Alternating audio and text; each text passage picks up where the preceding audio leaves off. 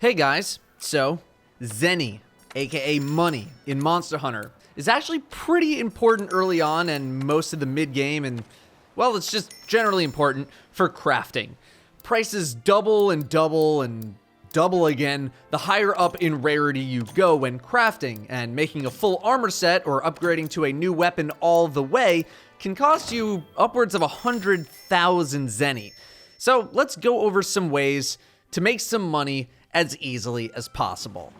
Number one is pretty simple, and that is farming mite seeds. As in literally going over to the Botanical Research Center, selecting mite seed, going to do other stuff, coming back, and then selling those seeds. At 140 Zenny a piece, they're one of the biggest bang for your buck from the research center. The best part is that all of this happens in the background as you play the game. You don't actually need to do anything. You'll want to fertilize with Mega Fertilizer, which is earned by completing a delivery consisting of Great Jagras materials. Look for an investigation involving a Great Jagras, and after completing one of those investigations, you should be given a delivery.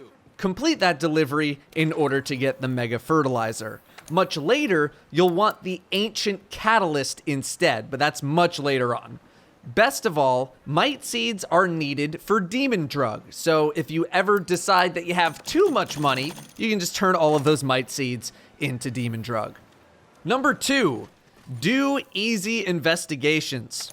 This can mean either big monsters that you greatly outlevel, or finding small monster investigations. The easiest small monster investigation that I've found is one in the Rotten Vale for killing 10 Hornitors. You'll want to grab that one and load into Zone 1. All you need to do is slide down the ramp going down to the left, and there are 7 Hornitors in this first area. Kill them, and then you can just run around into a new part of the map, then run back to the first area where you killed them, and the 3 on the upper ledge should have respawned. Kill them, and you're done. That's it. You'll actually spend more time in loading screens than you will actually doing the investigation. Feel free to sell the materials that drop in the reward screen to essentially double your money. If you find an investigation that gives a big chunk of money, use a voucher to double that money upon completion. Do it solo so that you don't split the earnings, but make sure that you can actually complete the investigation. Number 3 is the Bandit Mantle. This is where money farming gets serious. In order to get the Bandit Mantle, you'll need to unlock the 5-star mission Redefining the Power Couple, which involves killing a Rathian and a Rathalos within the same mission timer. You can get the quest from the armory vendor after you deal with the main antagonist of the game, one of their story missions. You'll know which one. You use the Bandit Mantle like you do any other piece of equipment. Just put it on when you're fighting stuff. What the Bandit Mantle actually does is it will occasionally drop items from monsters as you hit and fight them in the form of yellow crystal-looking things on the ground. Be sure to pick them up quickly as they will disappear after a short time. These items are only used to be sold for money. They don't have any other use as far as I know.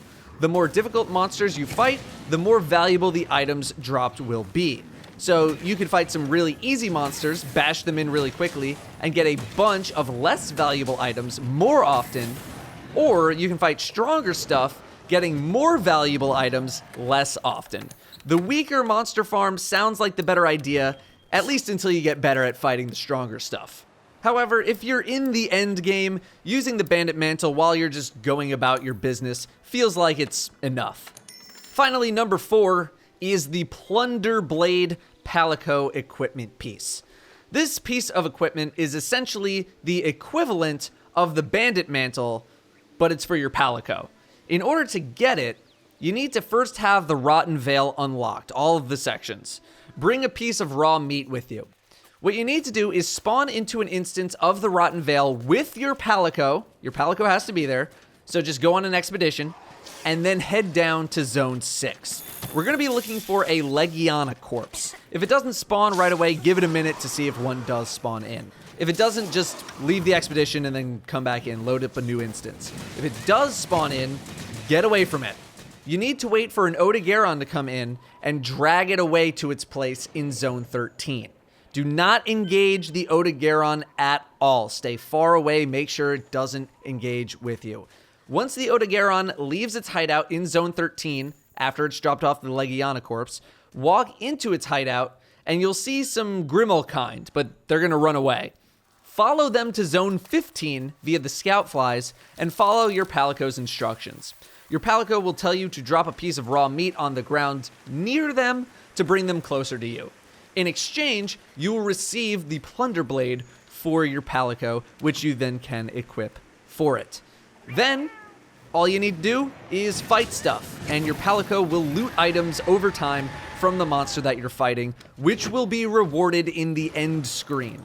Additional items can also drop on the ground after leveling up the Plunderblade a little bit. Be sure to grab those. The more you level the Plunderblade, the better quality stuff that you can get. If you have your own ways of earning money, drop it in the comments. I hope this helps. Thanks for watching, and I'll see you next time.